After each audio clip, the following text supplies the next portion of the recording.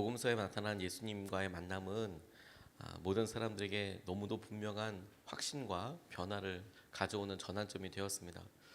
그런데 그 예수님께서 이 땅에 처음 오셨을 때 아기 예수님을 보고 하나님의 놀라운 계획과 하나님께서 누누이 말씀하셨던 그 예언이 이루어졌다.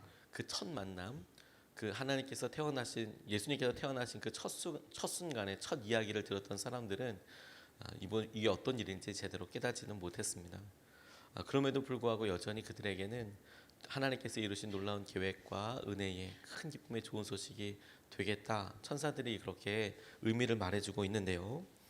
하나님께서 천사를 보내셔서 밤을 새워 양을 돌보던 목자들에게 오늘 이 같은 일이 있었던 영적인 의미에 대해서 설명해 주시고 말씀해 주셨어요. 아무도 몰랐거든요. 이 의미가. 이곳에 베들레헴이라는 당시에는 외곽이고 촌 동네에 아기가 한 명 태어난 게 이게 지금 도대체 무슨 의미인지 아무도 몰랐거든요. 그러니까 천사들을 보내서 그 밤에 밤을 새워서 지키고 있는 목자들에게 어디에 가서 구유에 누워 있는 아이를 보아라. 그리고 그걸 통해서 이루어지게 될 큰 기쁨의 좋은 소식이 될 그 놀라운 예언의 성취에 대해서 천사가 알려주는 그런 본문의 내용입니다.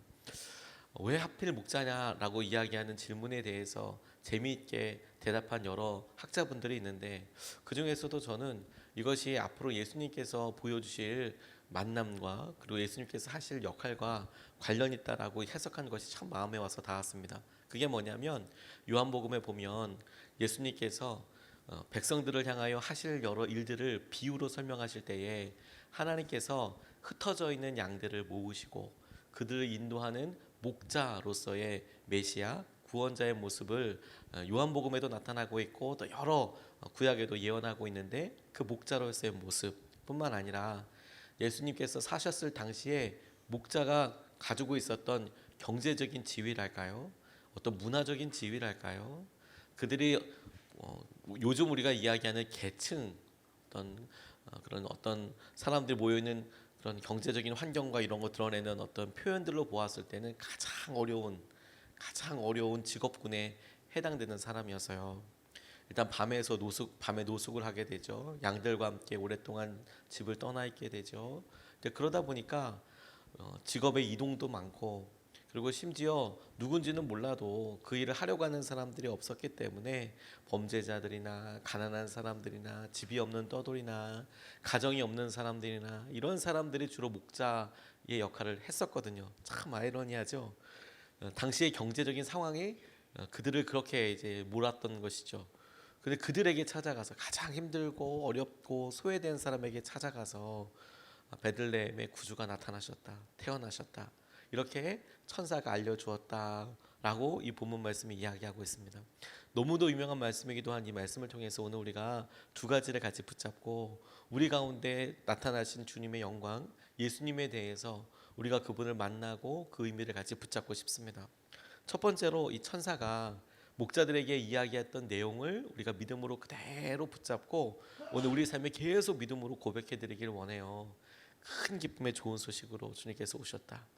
모든 백성에게 이르게 될 기쁨이 될 소식을 주님께서 알려주셨다. 이것은 2000년 전에만 그런 것이 아니라 온 백성에게 미칠 것이라면서요. 우리에게도 동일하게 여전히 아주 큰 기쁨의 좋은 소식이 될 그런 소식으로 주님께서 이 땅에 태어나셨다. 이것을 믿음으로 붙잡고 싶습니다.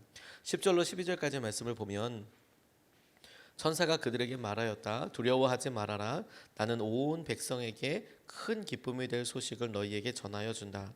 오늘 다윗의 동네에서 너희에게 구주가 나셨으니 그는 곧 그리스도 주님이시다. 너희는 한 갓난 아이가 포대기에 쌓여 구유에 누워 있는 것을 볼 터인데 이것이 너희에게 주는 표징이다. 이렇게 말씀하고 계세요. 예수님께서 이 땅에 오신 것이 온 백성에게 큰 기쁨의 좋은 소식이 될 것이다. 온 세상에게 미칠 큰 기쁨의 소식이 될 것이다. 주님께서 이렇게 천사를 통하여 말씀하여 주셨는데, 대를 이어서 기다려오던 예언이었습니다. 대를 이어서 메시아가 올 것이다. 이스라엘 백성들이 그거 기다리고 있었어요. 그런데 주님으로 인해서 이제 우리의 죄의 한계를 넘어서게 되고 우리의 연약함에 그 너머를 갈 수 있도록 하나님께 나아갈 수 있는 길, 영원한 진리 대신 통로, 완전하고 영원한 길을 주님께서 주셨어요. 아기 예수님으로 인하여서. 그런데 이런 놀랍고 완전한 하나님의 계획, 이 일이 지금 그 예수님을 보는 사람들에게는 어떻게 보였을까 하는 생각을 질문해 보게 됐어요. 큰 기쁨의 소식이 될 귀한 탄생과 그분과의 만남을 지금 마주하고 있는 이 사람들에게 아기 예수, 어떻게 보면 이분이 지금 당장 우리를 위해서 해줄 수 있는 것은 아무것도 없어 보이고, 그냥 상황을 봤을 때는 오히려 어른된 목자들이나 그 주위에 아기 예수를 보고 있는 사람들이 해야 될 일이 더 많을 것 같은, 이 아이를 키워야 하고 보호해야 하고 이런 일들이 참 많을 것 같은 그 만남에 하나님께서는 말씀하시기를 이게 큰 기쁨의 좋은 소식이 될 거야. 기쁨이 될 좋은 소식으로 너에게 다가갈 거야. 이렇게 우리에게 믿음으로 말씀해 주시는 것이, 우리의 삶에는 우리가 예수님이 우리 가운데 행하시는 일, 예수님께서 우리에게 약속하신 일, 우리의 마음속에서 행하실 뿐만 아니라 이제 우리가 기도하기 시작해서 우리 자녀들에게, 우리 배우자에게, 우리 부모님에게, 그리고 심지어 우리에게 오래된 기도 제목들 가운데 주님께서 연약한 아기 예수처럼 큰 기쁨이 될 소식으로 오셔서 하기 시작하시고 이미 일하기 시작하신 그 부분들을 마치 우리가 믿음 없는 눈으로 혹은 알아차리지 못한 눈으로 바라보고, 이게 무슨 일이 될까? 이게 어떻게 이루어질까? 이게 어떻게 우리가 꿈꿀 수 있을까? 라고 주저주저하는 모습과 너무너무 비슷합니다.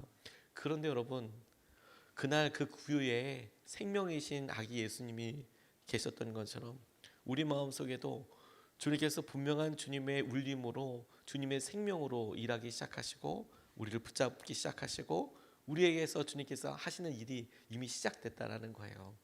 그래서 여러분, 우리에게 완성되고 열매로서 보여지고 무언가 이것이 내가 실제 현금처럼 쓸 수 있고 이런 능력이 아니더라도 주님께서 주신 약속 때문에, 주님께서 우리에게 말씀하셨던 그 은혜로 인하여서 우리에게 여전히 큰 기쁨과 은혜의 소식이 되는 것이죠.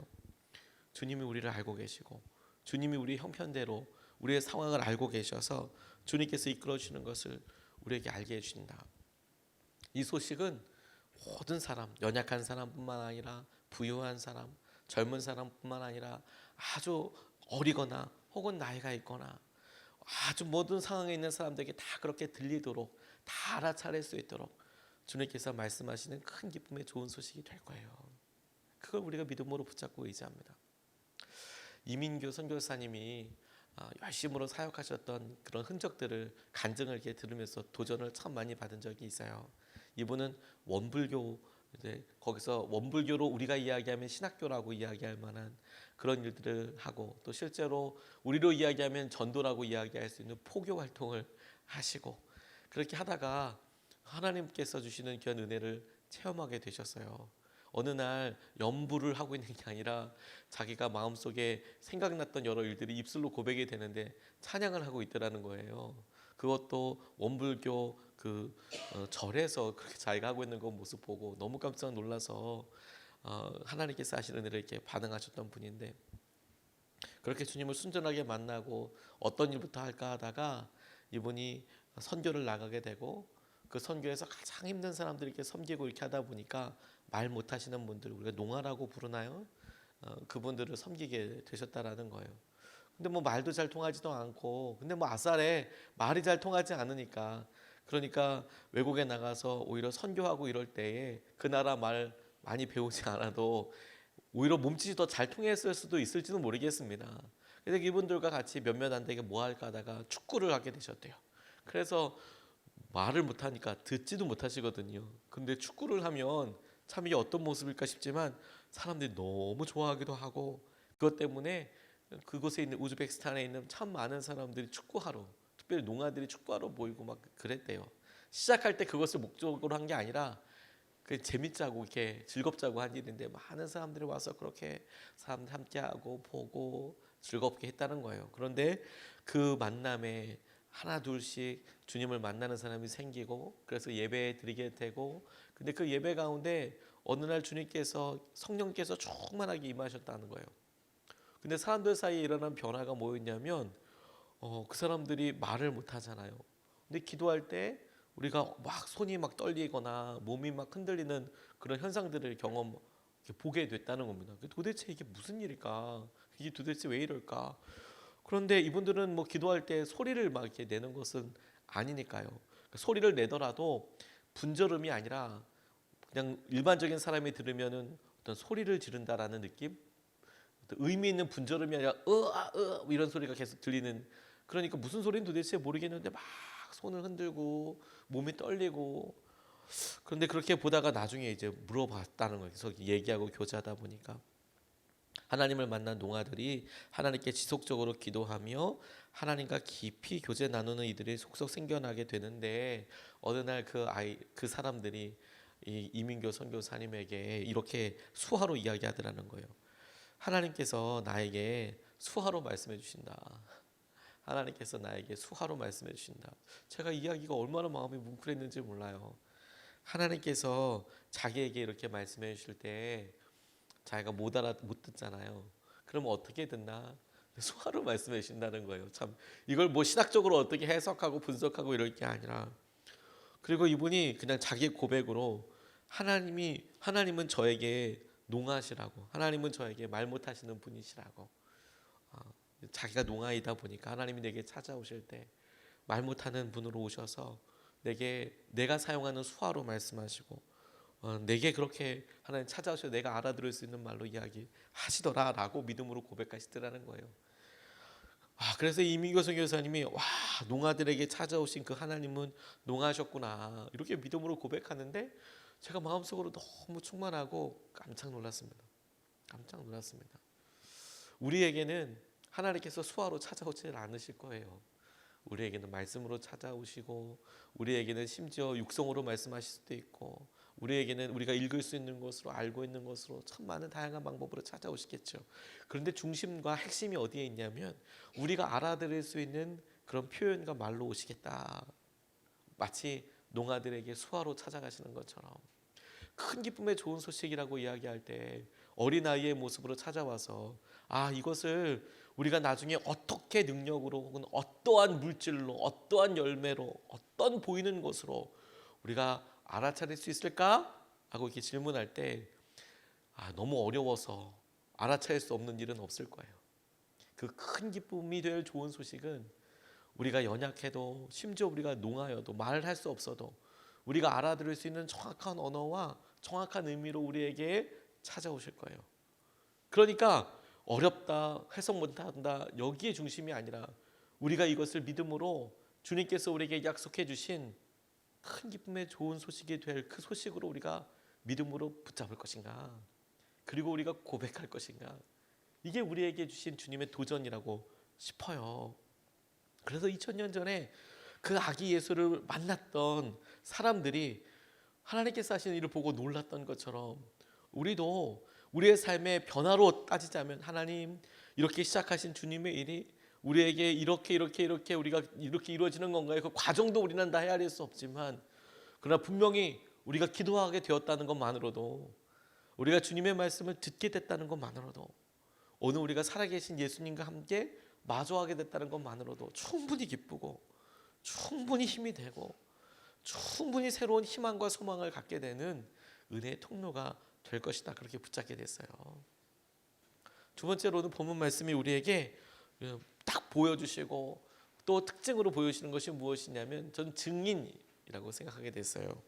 15절로 17절 말씀에 보면, 천사들이 목자들에게서 떠나 하늘로 올라간 뒤에 목자들이 서로 말하였다. 베들레헴으로 가서 주님께서 우리에게 알려주신 바 일어난 그 일을 봅시다. 그리고 그들은 급히 달려가서 마리아와 요셉과 구유에 누워있는 아기를 찾아냈다. 그들은 이것을 보고 나서 이 아기에 관하여 자기들이 들은 말을 사람들에게 알려주었다. 이렇게 이야기하고 있습니다. 아기가 구유에 누워있는 것이 당시에도 자주 있는 일이 아니었습니다. 당시에는 농경사회나 혹은 시족을 중심으로 하고 있었기 때문에, 친척들이 다 군락을 이루어서 살고 있었기 때문에 임신한 아내가 먼 길을 이동할 일은 일단 없었습니다. 그 마을의 형제 자매들에게 맡겨놓고, 혹은 주위에 있는 사람들과 맡겨놓고, 가려면 남편 혼자 가든지 이렇게 했죠. 그런데 이 부부가 특별히 이제 산딸이 다가온 이 아내를 데리고 움직여야 될 만한 외적인 요인이 없는데, 그 없는 요인 중에 하나가, 몇 안 되는 요인 중에 하나가 황제가 명령을 내려서 그렇게 같이 움직이게 된 거 아니에요? 안 그랬으면 절대 움직이지 않았을 거예요. 먹거리를 뭐 갖기 위해서나 뭐 이런 식으로 해서 움직이지는 않았을 거예요.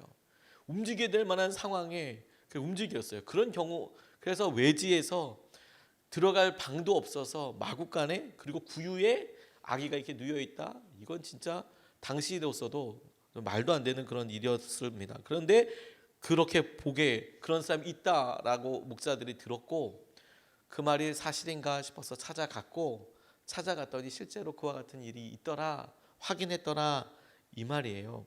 근데 이들이 예수님의 탄생을 확인하고 자신이 들은 바를 사람들에게 알려주었다, 여기에 집중하게 됐어요.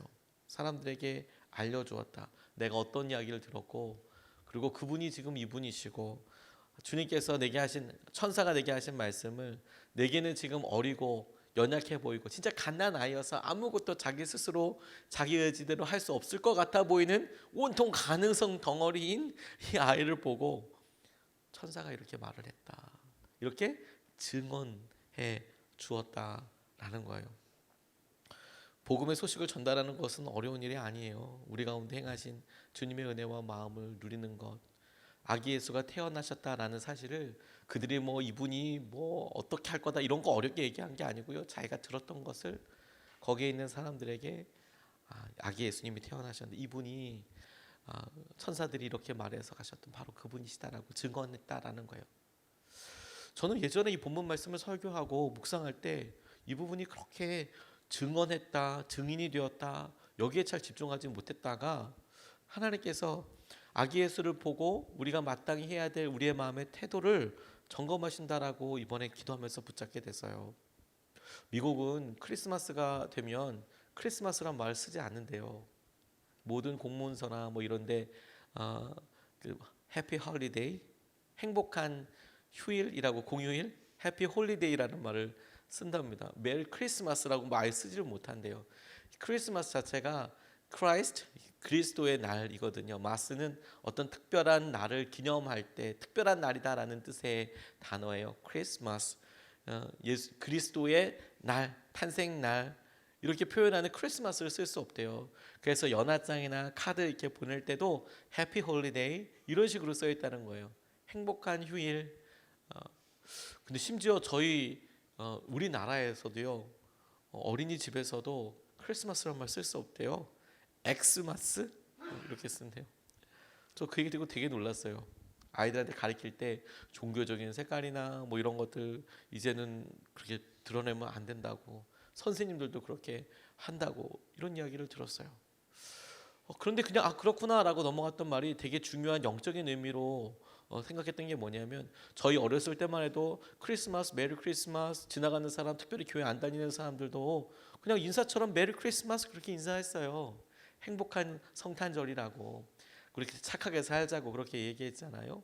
근데 그렇게 편안하게 할 수 있고 자연스럽게 이야기할 때는 그 중요한 것을 몰랐는데, 그런데 사단이, 혹은 이 땅의 문화가, 이 세상을 압도하는 어떤 힘이 무엇을 못하게 하는가, 무엇을 방해하는가, 무엇을 힘들어하는가를 보니까 그게 너무 싫었나 봐요. 메리 크리스마스라고 사람들이 그날에 대해서, 우리는 진짜 아무 일도 아니라고 생각했던 그 말조차도 그리스도를 생각나게 하는 것, 그리스도를 고백하게 하는 것 자체가 너무 싫었나 봐요. 그래서 그것부터 금지하네요. 그게 뭐 커다란 일이라고 우리는 생각했는데, 적어도 세상과 그 세상을 이끌어가려고 어떤 의도를 갖고 있는 어떤 그런 세력이 있는, 그게 쉽지 않은 말이었나 봐요. 그래서 더더욱 우리가 주님의 탄생과 주님께서 우리에게 오셨다는 것을 증거하는 것은 너무도 중요한 고백이고 영적인 도전이 되겠다고 싶어요. 아무 일도 아닌데요, 여러분. 우리가 마침 성탄절을 앞두고 있습니다. 이제 다음 주 정도면 성탄절을 이렇게 맞이하게 됐죠. 이제 한 10일 조금 넘게 남았습니다. 그런데 우리가 주님께서 우리에게 행하시는 여러 일들, 주님과의 만남을 오늘도 우리가 기대하고 초청하고 나아가는데, 우리의 삶에 주님께서 하신 일 소소하게 나누고 그것에 증인되는 것이 주님께는 얼마나 놀라운 증거이고 주님께서 얼마나 기뻐하시는 일인지 몰라요.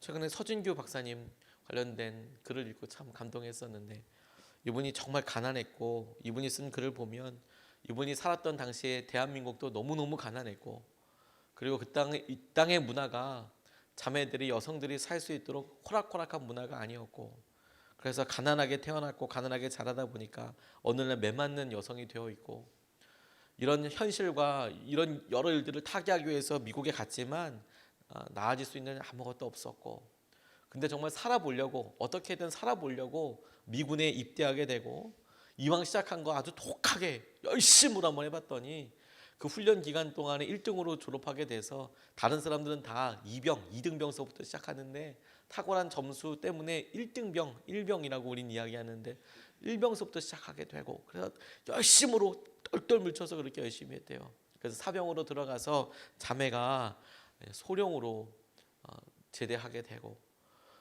거기에 군대에 있으면 학교도 들어갈 수 있게 해주거든요. 학교 공부도 열심히 해서 본인이 고등학교 뭐 이런 정도 뭐 그랬는데, 학업도 다시 시작해서 대학교, 대학원 다 나오게 되고, 나중에 박사가 그렇게 되고 싶더래요. 이 자매가 꿈꿀 수 있었던 것 중에서 최고가 박사였거든요. 그래서 어디 가서 하버드 대학에 가서 석사 과정 받기 시작하고, 그리고 하버드 대학의 박사가 됐어요. 그리고 59살에 박사 학위를 받게 됐대요. 59살에 박사 학위를 받게 됐대요. 사실 늦게 공부한 거죠. 근데 이분이 독실한 크리스천이에요. 제가 이분을 개인적으로 이분의 매니저를 만난 적이 있어요. 제가 선언목적의 젊은이교회에서 사역할 때 이 서진규 박사님이 몇 번 교회에 와서 설교하고 싶다고 오퍼도 같이 하고 협의도 같이 하고 막 그렇게 하다가 미국 일정이랑 이런 일정들이 안 맞아서 결국에는 못 오시게 됐거든요. 그래서 연락을 여러 번 했던 기억이 나요. 언제 시간이 되시냐, 미국에서 언제 오시냐, 뭐 어떻게 해야 되냐. 그래서 이렇게 협의하고 이렇게 하다 보니까 도저히 어떤 스케줄이 맞지 않아서 못 모셨었거든요. 근데 아주 독실한 크리스천이에요. 주님을 만나고 주님께 새가시는 일들에 대해서 본인이 이렇게 말씀하시더라고요. 증인이 되고 싶었다고. 증인이 힘들고 어려운 사람들 가운데 할 수 있다라고. 증인이, 다른 사람들이 보기에 박사가 뭐 그 대단한 거냐라고 생각하시는 분들도 계실 수 있을 거예요. 그 박사, 본인들이 힘들게 박사 과정이 됐지만 그럼에도 불구하고 여러 박사들이 있잖아 이렇게 생각할 수도 있지만, 이 서진규 박사님에게는 자기가 꿈꿀 수 없는 한계 너머에 있었었고, 자신이 할 수 있는 것 중에서는 최고처럼 보였고, 그리고 그렇게 열심히 해서 다다랐던 목표 중에 하나이기 때문에 참 소중한 것이며, 자기의 이런 연약한 삶이 사람들에게 증인이, 증거가 되기를 원했다고. 그리스도의 삶이 딱 그와 같다는 생각을 하게 됐어요. 오늘 여러분, 우리가 예수님을 만나 예수님께서 우리에게 힘이 되신다, 우리가 믿음으로 같이 붙잡고 싶어요. 그런데 여러분, 우리가 오늘 두 가지 말씀을 나눴는데 그분은 큰 기쁨의 좋은 소식으로 우리에게 오셨어요. 그래서 우리의 마음속에 그분의 어떤 모습, 우리가 지금 우리의 상에 되어지는 여러 상황들을 보고 판단하는 수준으로 될 것이 아니라, 주님께서 우리에게 말씀하신 수준으로 우리가 믿음으로 고백하고 의지하고 나아가면 좋겠다. 두 번째로, 주님께서 우리의 행하시는 일이 아무리 작아 보여도 에게, 아기 예수, 에게 이게 지금 뭐가 시작된 거야? 에게 아이잖아. 할 수 있는 게 없잖아. 오히려 내가 도와야겠네, 내가 보호해야 되겠네. 아기 예수님을 보고 그런 현실 가운데서라도 주님께서 이 땅에 생명으로 오셨다는 것, 내 삶의 작은 변화들, 습관의 변화들, 하나님께서 하시는 애들을 붙잡고 그 살아계신 주님을 경험하게 되는 저와 여러분 되시기를 주님의 이름으로 축복합니다. 오늘 이것을 붙잡고 두 번 나눠서 같이 기도하겠습니다. 첫 번째로 기도하고 싶은 것은